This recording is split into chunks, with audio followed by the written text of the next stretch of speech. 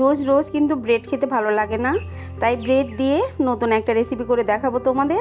এই রেসিপি বিকালের স্ন্যাক্স হিসেবে বাচ্চাদের টিফিন বা অফিসের লাঞ্চ বক্সে তোমরা দিতে পারো। ভীষণ হেলদি আর টেস্টি হবে, কুড়মুড়ে মুখরোচক, খুবই টেস্টি এই রেসিপি। চলো কিভাবে তৈরি করবো। এটা কিন্তু ফ্রোজেনও করা যাবে। এখানে 2টা আলু সিদ্ধ করে আমি রেখেছিলাম, ঠান্ডা হয়ে গেছে আলুটা। আমি এই যে ভালোভাবে চটকিয়ে নিচ্ছি। তোমরা গ্রেটার দিয়ে গ্রেট করে নিতে পারো, না হলে হাত দিয়ে চটকে নিতে পারো। এইভাবে মিহি করে নিয়ে তারপরে যে 2 টেবিল চামচ পরিমাণ করে এখানে গাজর আর ক্যাপসিকাম আমি হালকাভাবে সিদ্ধ করে রেখেছি। আর এখানে 3টা চিংড়ি মাছ আমি সিদ্ধ করে রেখেছি, একটু ভেজে রেখেছিলাম, সেটা দিয়ে দিলাম। কুচি করে ভাজা ছিল। আর এখানে দিয়েছি কাঁচামরিচ আর পেঁয়াজ কুচি, ধনিয়া পাতা দিয়ে দিলাম। এখানে ধনিয়া পাতার পরিবর্তে পুদিনা পাতা কিন্তু দিতে পারো, আর কোনোটাই না থাকলে নাও দিতে পারো। আর এখানে দিয়ে দিচ্ছি কিশমিশ আর পরিমাণ মতো লবণ দিয়ে দিচ্ছি। কিশমিশটা দিলে ভালো লাগে। আর এখানে একটা চেডার চিজ দিয়ে দিচ্ছি।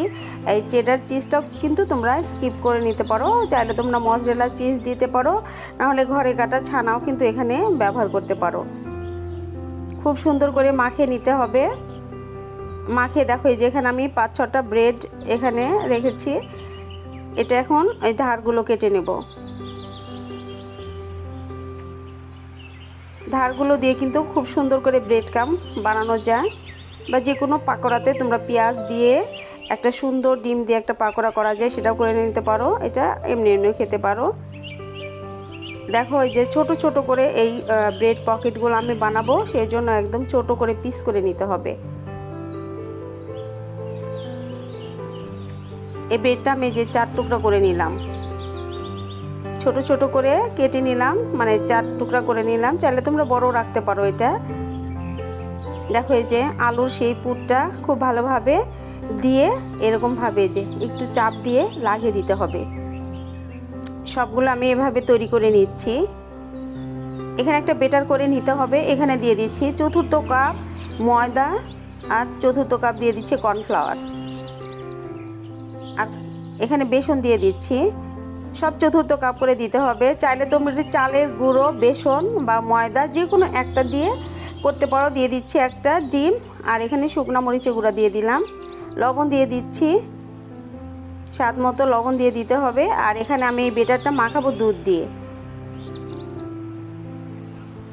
এই বেটারটা দুধ দিয়ে মাখালে কিন্তু টেস্টটা খুব ভালো আসে। চাইলে তোমরা পানি দিয়েও এই বেটারটা করে নিতে পারো, তোমাদের ইচ্ছা, তবে স্বাদটা ভালো আসে দুধ দিয়ে মাখিয়ে নিলে।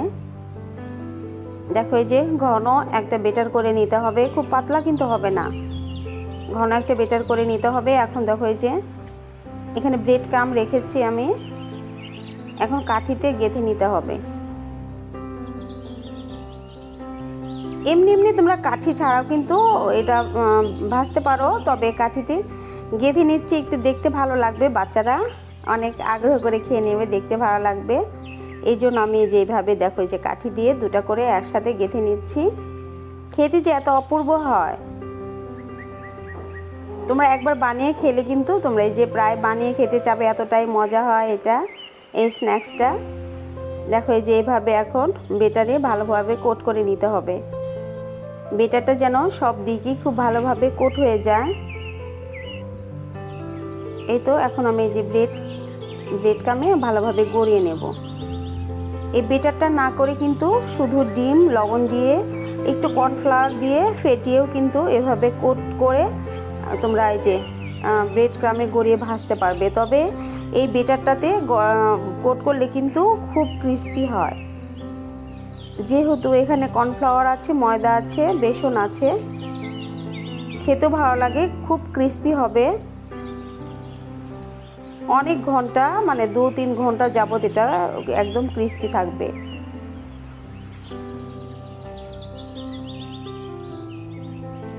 এভাবে কিন্তু বানিয়ে তোমরা ভাজার আগ পর্যন্ত যেভাবে আমি একদম রেডি করে কিন্তু তোমরা ডিপ করতে পারো।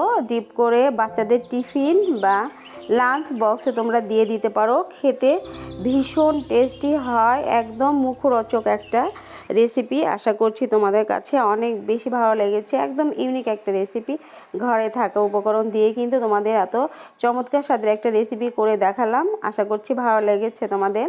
আর ভালো লাগলে আমার পেজটাকে ফলো করবা, আর লাইক কমেন্ট শেয়ার করবা। আর যারা ইউটিউব চ্যানেল থেকে দেখছো তারা আমার চ্যানেলটাকে সাবস্ক্রাইব করে আমার পাশে থাকার অনুরোধ রইল।